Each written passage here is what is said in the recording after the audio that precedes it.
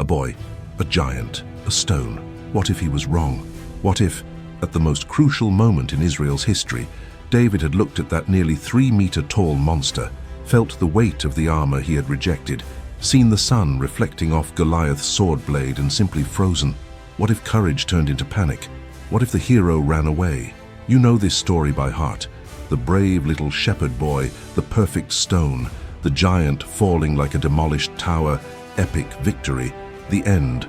But what if not? What if David had looked at that valley and heard Goliath's mocking laughter echoing among the mountains, smelled the scent of blood in the air and thought, you know what? I have sheep to tend to. Welcome to another episode of The Story Would Be Different If, the channel where we take biblical stories you know by heart and ask, what if? What if it had gone very wrong? The channel where we tamper with the most important moments in history and watch everything crumble like a house of cards. Today we're going to explode the most epic story of the Old Testament, because David won't throw the stone, David will run. If you enjoy stories that blend drama, intelligent humor, and chilling reflections, subscribe to the channel, activate the bell, and leave a like because you'll need this content in your life. Now take a deep breath, because from here on out, everything you know about David is going to crumble. Let's go back to the beginning. Valley of Elah, two armies facing each other. On one side Israel, on the other the Philistines, and in the middle Goliath, 3 meters of muscle, hatred and metal, armor weighing 60 kilos, spear with a 7-kilo tip, a voice that made the ground tremble. And every day, twice a day, for 40 days, he made the same offer. Send someone to fight me. If he wins, we serve you. If I win, you become our slaves. Simple as that. And Israel trembled. Israel trembled. Saul trembled. The soldiers trembled. Even the horses trembled. No one accepted the challenge. Until David appeared. Skinny, redhead teenager, harp player, shepherd. He didn't come for war. He came to bring food for his brothers. But he heard Goliath. He heard the mockery. He heard the cowardly silence of the Israelite army. And he asked, who is this uncircumcised man to defy the living God? His brothers teased him. Saul doubted him. Everyone thought it was crazy. But David insisted, I killed a lion, I killed a bear. I'm going to kill that giant too. Saul even tried to put armor on him, but David refused. He picked up 5 smooth stones from the stream, put them in his bag and grabbed his sling. And it was. The entire valley was watching Goliath. He looked down, literally, and laughed. Am I a dog that you come at me with a stick? David responded with fiery faith and conviction. You come with sword, spear, and shield. I come in the name of the Lord of hosts. Today everyone will know that there is a God in Israel. Goliath advanced. David swung his sling. The stone flew, struck Goliath in the forehead, and he fell. David took the giant's sword and cut off his head. Israel shouted, and the Philistines fled. David became a legend. The end of the story. But what if not? What if, at that moment when David swung the sling, the stone missed? Worse, what if David hadn't even thrown it? What if he looked up, saw Goliath advancing, felt the earth tremble and simply gave up? What if the hero turned coward?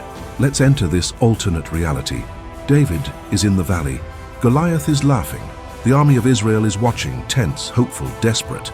David picks up the stone, puts it in his sling, and begins to spin. But then he looks up and realizes the true size of the thing.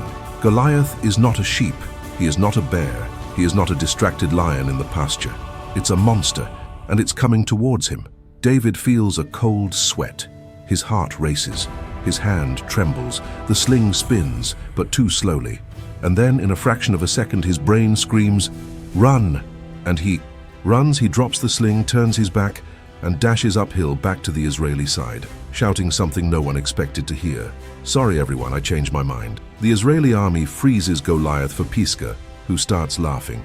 It's no ordinary laugh. It's a guffaw that echoes through the valley like thunder. The boy ran away, the Israeli champion ran away, and the chaos has only just begun. Now answer me. What happens when the hero runs away? What happens when faith turns to fear? What happens when David, the future king, the man after God's own heart, becomes a laughingstock? Hold on tight, because from now on everything falls apart. David is running, bare feet slipping on the ground, panting, face red, eyes wide. He passes through the Israeli army like a bolt of pure shame. And the army doesn't know whether to help, arrest, or run alongside. Goliath is still laughing. Loud, theatrical, scandalous. This is your champion? A boy who plays the harp and runs away from fights? And then something breaks.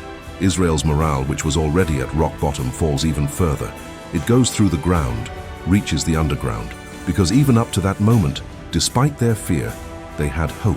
They had David, the crazy boy who had courage. Now they are sure they are doomed. Saul looks at David, who returns running, sweaty, breathless, without a sling, without dignity. What did you do? David can't even answer. He's in shock. His hands are trembling.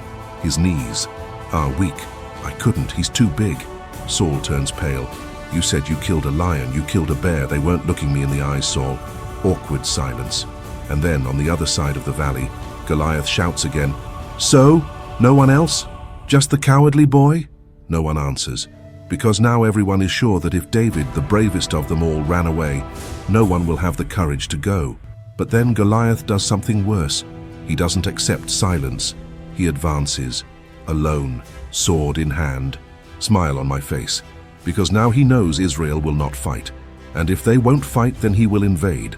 The army of Israel sees Goliath crossing the valley, coming towards them slowly, confidently, savoring the moment. And panic spreads. He's coming. Recover, run. Saul tries to hold the line. Stay in position, stay. But it's too late. The army breaks apart. Soldiers drop their shields. They drop their spears. They abandon their dignity. And they start to run away. Everyone running. Everyone screaming. Everyone in total panic. And Goliath only walks because he doesn't need to run. He has already won. David watches the stampede. He sees his brothers running. He sees Saul trying to maintain control and failing. He sees the entire army crumbling. Because of him, because he ran away. He sits on the floor, hands on his head, breathing irregularly. What did I do? And then a familiar voice said, You did what everyone here wanted to do. David looks up.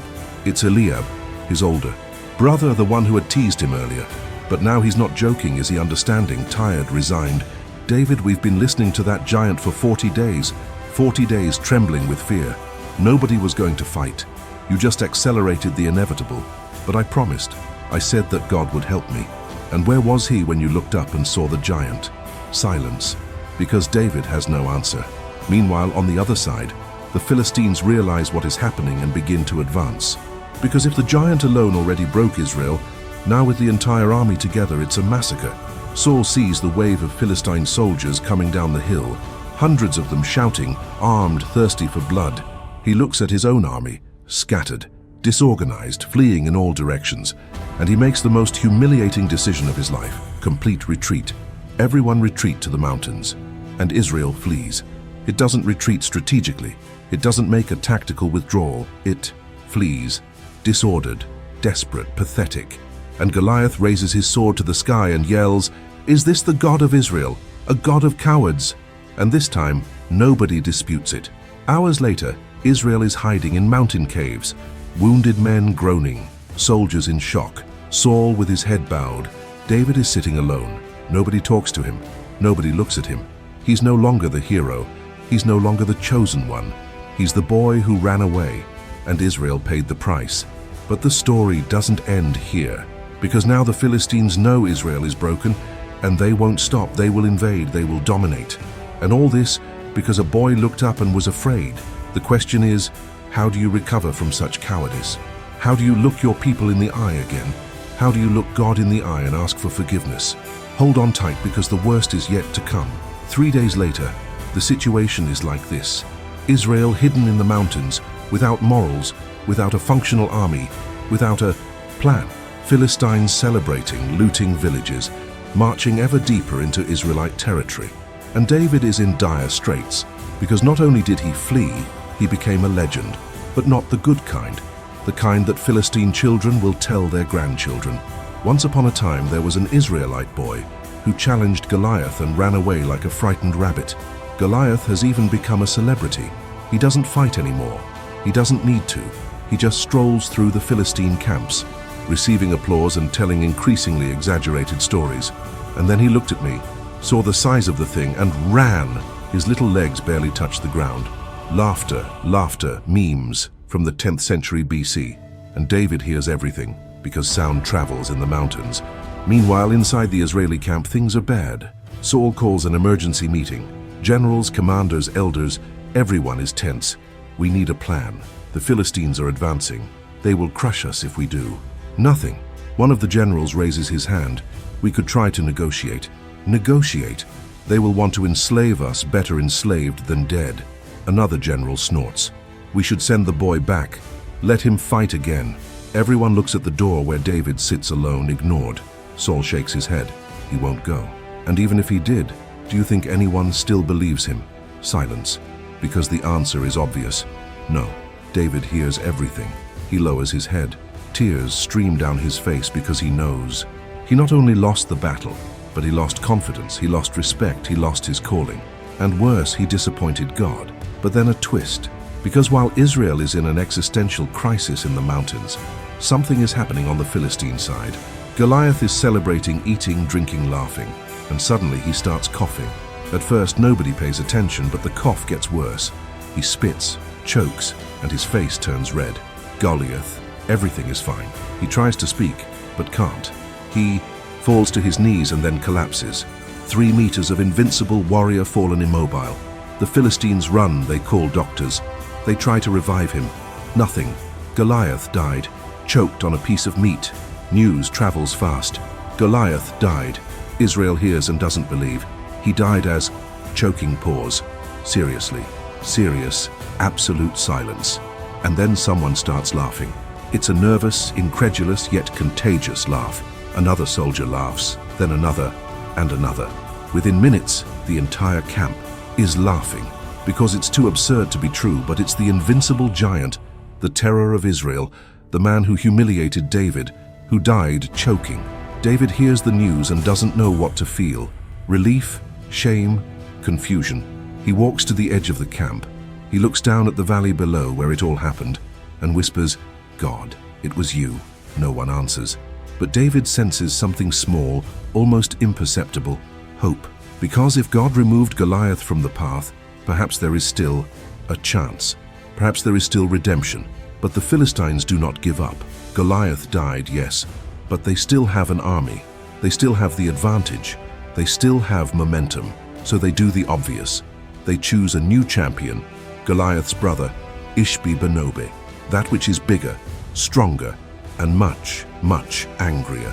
Because Goliath was the favorite brother, and now he's dead, and someone will pay. He goes down to the valley, strikes the spear on the ground, and shouts, "Israel, you have killed my brother." From the Israeli side, someone shouts back, "We didn't do anything, he choked on his own." It doesn't matter, someone will pay. Send the cowardly boy back again. And everyone looks at David, who is pale and trembling, because he knows there's no escaping this. And now David has a second chance, but will he take advantage of it? Or will he run away again and finish off Israel for good? Safe, because nobody expected the ending. David is standing at the edge of the camp, and Ishbi-Benob is in the valley shouting threats and demanding revenge. And Israel is looking to David, waiting, but it's not the same expectation as before. Before, it was hope and faith. This boy is going to save us. Now it's something else entirely. It's pressure, demands. You owe us this. David feels the weight, and this time it's not just the weight of the giant. It's the weight of shame, of failure, of disappointment. He takes a deep breath and looks at the bag that someone brought. Him. The same 5 stones, the same bag. But he's not the same. He grabbed the sling and went. When David enters the valley, Ishbi-Benob smiles. "Ah, the coward is back. He's back." David doesn't answer. He just walks slowly and steadily. But inside, deep down, he's at war. "God, I don't know if I deserve your help. I ran away. I failed. I shamed your name." Silence. "But if the Lord still has something for me, I will try again." Ishbi-Benob advances, bigger than Goliath, faster, more furious. David puts the stone in his sling and begins to spin it around the entire valley, holding his breath. Israel, Philistines, everyone. Because this time there's no turning back. Either David gets it right, or David dies. The sling spins faster, faster. David looks up, sees the giant, feels the fear again. But this time he doesn't run away. He drops the stone, and the stone misses. It goes far, hits a rock, ricochets. Ishbi-Benob re. The coward made a mistake. He made a mistake again. David freezes, Israel groans, and then a second stone. Because David has 5, he puts another one on, spins again faster, releases it. That hits Ishbi-Benobi's shoulder. He doesn't even flinch. That's it, that's what you've got. The third stone spins freely and hits the chest. The armor holds. Israel is in despair. He is going to die. David is breathless, his hands trembling. Only 2 stones remain. Ishbi-Benob is 10 meters away, then 5. David places the 4th stone, turns it, and prays not with words but with his heart. Sir, please release, and hit right in the middle of Ishbi-Benob's forehead. Blinking, swaying and falling, like a tower being demolished. The dust roars, silence rises, and then Israel explodes. Shouts, tears, celebration because the coward won. David falls to his knees, exhausted, relieved, ashamed, grateful. He looks up at the sky and whispers, "Thank you." But he knows the truth. He didn't win alone. He won because he had a second chance. And this time, he didn't run away. Saul runs to him, hugs him, and cries, "You did it! You saved Israel!" But David shakes his head. "No, Saul, I almost destroyed Israel. God saved it." And it's true. Because if Goliath hadn't choked, if Ishbi-Benob had been quicker, if David had missed the 5th stone, Israel would have been finished because of a moment of cowardice. Years later, David becomes king. He leads armies, wins battles, and writes psalms. But there is a psalm that he never publishes, a psalm about the day he fled, about the day he looked up and was afraid, about the day God gave him a second chance, and he writes, "The Lord is my light and my salvation. Whom shall I fear?" Because he knows he's been afraid before, and God brought him back. So what is the moral of the alternate story? Simple heroes aren't heroes because they never fail. They're heroes because even after failing, they try again. David fled but returned, missed 4 stones, but threw the 5th and changed history. Because in the end, it's not about never falling. It's about getting up even when everyone else has given up on you, even when you've given up on yourself, even when the giant is too big. You stand up, you pick up the stone, and you throw it. What if David had run away from the giant? Israel almost perished, but God didn't give up, and that's the story nobody tells. The story of second chances, the story of the coward who became a hero. If you've made it this far, leave a like, share with that friend who needs a second chance, and subscribe to the channel. Because here we don't tell the story, you know, we tell the story that almost happened. Until next time, and remember, every hero was once a coward. The difference is that he didn't stay that way.